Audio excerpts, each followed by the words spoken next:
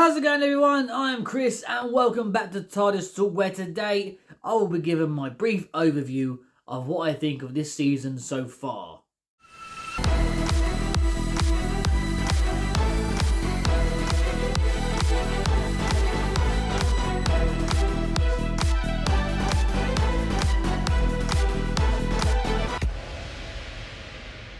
So I do hope all of you are having a lovely day, morning, evening, whenever you're watching this video. Thank you for tuning in, I really do appreciate it. I was just in the mood to talk about Doctor Who, like I always am. So I thought, turn the camera on and have a little chat with you guys, really. And this is a great way to discuss things as well. So any comments you have through this video, please put them down below and I'll always reply. So let's talk season 1 of Doctor Who. Before we get into the actual season, we had the special. We had Church on Ruby Road, and the Church on Ruby Road was, in my opinion, a fantastic, solid episode, and a really good story to start Shooty off with. Like, his performance outshines everything in that episode. Well, it does on every episode he's in. He's the highlight. He's so good. He's so talented. He's definitely the right pick for the job, that's for sure. The Church on Ruby Road done a fantastic job at setting up the storyline for this season. It done an amazing job at establishing the characters, this current version of the Doctor, the new companion played by Millie Gibson, Ruby Sunday, and Ruby's family as well, her mother and her grandmother. We also had a pretty cool villain for this one, the Goblins, something we haven't seen before in Doctor Who. And I think there was a nice asset to the episode. They've obviously got a really serious side about them because what they're doing is disgusting. You know, snatching babies and eating them isn't very nice. At the same time, there are a lot of comedic parts to their, little characters as well. So I think there was a really good balance between all of that. Moving on from this, we had Space Babies, which was a nice way to start off the season properly. Very light-hearted in places, like for the majority of it. Just having babies that can talk on a spaceship, that just, like I told you in a previous video, that was hilarious. I found that quite amusing, to be honest with you. Having a bogeyman actually made from bogies. Yeah, solid little episode, wasn't too bad. It wasn't amazing by any stretch of the word. It definitely wasn't as good as Church on Ruby Road, that's for sure. But it was okay. Following that, we had the Devil's Chord, and by far the Devil's Chord smashes every other episode. Personally, well, there's a new contender at the moment for me, but up until Rogue, Devil's Chord was without a question my favourite episode of the season. It was so good. The Maestro was a perfect villain. Really hoping we see the Maestro again. Just having it about music and the Beatles and that funny song that the Beatles were singing that was clearly not a Beatles song. It was terrible, wasn't it?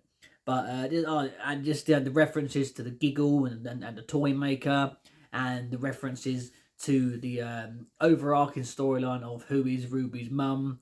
The little line saying, "Why was he there? Who was that? Who was he talking about?" I really want to know. We're going to find out soon. Following that, we had Boom. Boom was a really interesting one. I personally loved it. I know. From some of the comments which I read online, it was a bit of a mixed bag. The majority loved it, but there was also a lot of them which complained it was too boring because it was just set in one place. But it's something that hasn't been done before, so you've got to try these things sometimes.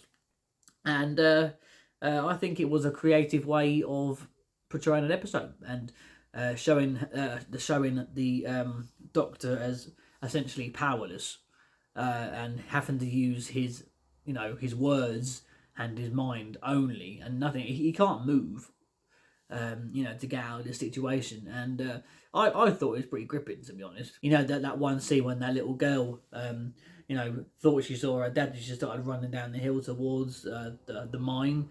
That was crazy. Ruby getting shot, people thinking she was dead. Then we move on to the two that Shooty isn't really in. The reason that he wasn't in these two, if you're not aware of this is what I heard anyway, was the fact that he was still shooting Sex Education, the final season of that, and at the same time that he was shooting Doctor Who Season 1. There was a little bit of an overlap because 73 Yards and Dot and Bubble were the first two on their shooting schedule to film. So there was a little bit of an overlap, so he couldn't attend as much of the filming as he would have liked. So obviously the show kind of had to go on without him, and that's how you've got 73 Yards and Dot and Bubble. So one of these episodes I really like, one of these episodes I can't stand, personally. So the one that I really like is 73 Yards. So far, I'd say 73 Yards could easily be a top 3, top 4 episode of this current bunch. I know Shooty's not in it so much, and we missed him, but it also, that episode gave Millie Gibson some time to shine and show what she can do, essentially in the main role of the episode. The whole episode was focused on her, and I think they done a really interesting, clever job of doing that.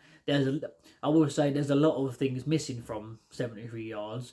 Some things that I don't think were explained properly enough, and some things I'm assuming they're never going to go back to, but I really hope they do, so to tie it all in together, because some things didn't make sense.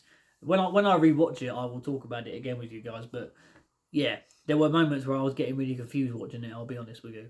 Solid episode, but there were little moments which just confused me, but I easily get confused, so just ignore that. And then Dot and Bubble. A lot of people liked the Dot and Bubble, but I didn't.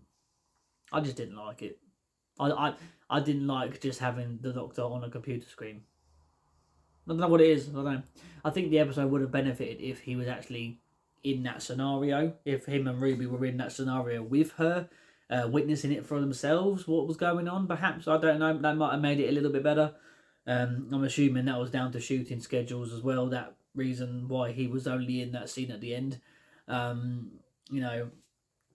that scene at the end was a very powerful scene, 100%. We all know what she was implying by what she was saying. Very good moment, of course. But the episode itself, I don't know. It's not one of them ones I'm going to be rewatching anytime soon. And then we have Rogue, where Rogue was a massive improvement from Dot and Bubble, 100%. It felt more like classic Doctor Who. It felt like a proper adventure. Finally, we got some running down some corridors and stuff like that, because we didn't have any of that for a very long time. That was a sort of trademark, a staple in Russell T's era originally, having all these scenes running down corridors with music, things chasing them. And we got a bit of that back this time, which was great. Interesting development between the Doctor and Rogue. I did not expect them to go down that route with that character. We still don't know who exactly Rogue is. It's still a little bit of a mystery, because they've kind of left it on a cliffhanger. The Doctor has to go and now find Rogue. Well, not essentially that. I doubt that's going to be a proper storyline, but I'm sure at some point we will encounter Rogue again and hopefully find some answers out. And with this episode, the villains were really good. Like I saw the behind the scenes and Doctor Who Unleashed on BBC iPlayer of how like the prosthetics and how all the makeup, the team behind the makeup and everything in Doctor Who was so talented. They don't get enough credit. A lot of people just assume these days it's all CGI. Yeah, you get a lot of that, of course, but Doctor Who's always they always shine when they use practical effects. Just for example, the Goblin King in the Church of Ruby Road. All of that was a practical, a practical suit with people inside it moving the tongue, moving the eyes, and the expressions. They're so talented. They're really talented people. Yeah, I've completely forgotten the name of that villain now. It all comes to me. Is it the Childra? That's probably really off. That's probably wrong. I can't remember now. That's bad, isn't it? But yeah, Rogue I absolutely loved. That was a great episode. And the kiss scene at the end was very impactful. So, an overall thought about the series. Yes? So, it's 100% much of a needed improvement from the Jodie Whittaker era. Personally, a lot of the Jodie Whittaker era wasn't watchable. It just wasn't. I think the writing really let it down big time. I don't know what it was. Some things just didn't piece together. Also, the chemistry with people on screen just didn't work. Jodie Whittaker, I don't think she had chemistry with anyone really in that TARDIS crew, and there was too many of them originally as well. Having Ryan, Graham, and Yaz. They just didn't know. They don't, and, you know, trying to cater for them and the side characters in the episodes as well. It was just too much. It was all, you know, trying to give them all a line just to make them feel like included here and there, and it just didn't. No, it just didn't gel well, in my opinion.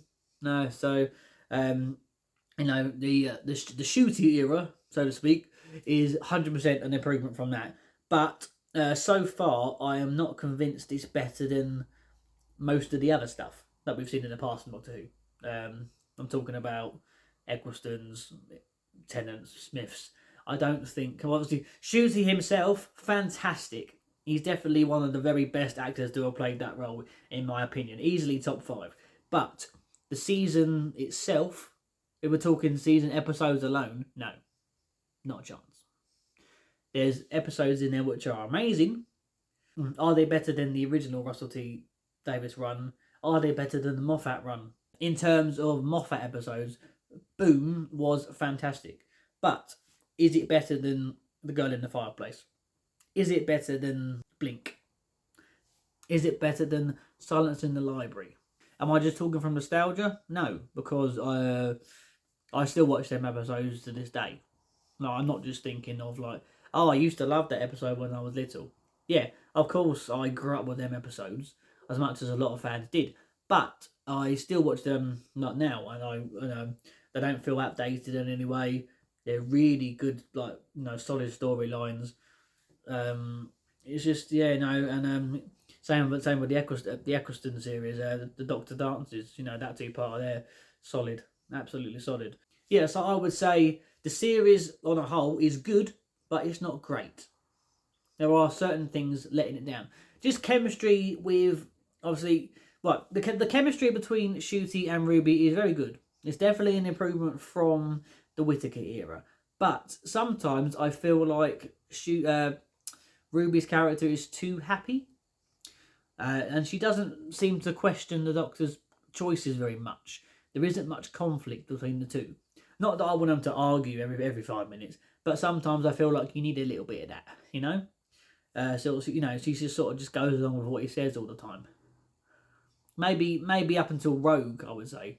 There might have been a bit of that in Church on Ruby Road, but I don't feel like we've had anything else between that and Rogue so much. Maybe when we find out who Ruby actually is, then you might see a difference in their friendship as such. We shall see. We shall see. Not long to go. I've been Chris as always. Like, subscribe. If you want some more videos like this, let me know down below. See you soon. Bye for now.